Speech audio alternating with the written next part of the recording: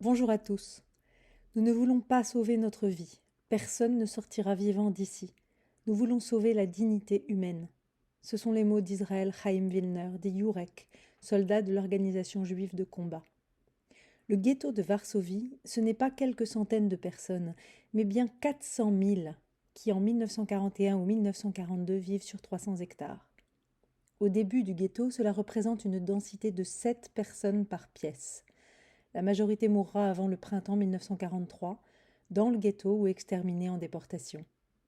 En 1943, ils ne sont plus que 70 000. L'organisation juive de combat, née des grandes déportations de l'été 1942, soulève le ghetto et lance l'insurrection pour le 19 avril, veille de Pessah. Ces hommes, ces femmes, qui se sont soulevés ce jour-là, et les suivants, ont été des héros. La grande histoire se raconte aussi par la petite. Souvenons-nous de ce qu'ils nous ont légué. 80 ans après, et en cette veille de Yom HaShoah, où nous lirons ce soir les noms des victimes de la Shoah, essayons de ne pas faire que pleurer des victimes. Essayons de nous souvenir de ce que la révolte du ghetto fut pour renforcer un judaïsme bien vivant et un humanisme bien présent grâce aux histoires et aux paroles de ces héros.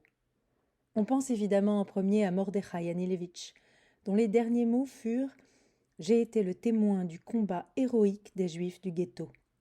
J'ai assez vécu pour voir la résistance juive. » Alors qu'à Berlin, il y a 10 jours, 300 islamistes ont défilé en criant « Mort à Israël, mort aux Juifs », rappelons-nous de Simcha Rotem.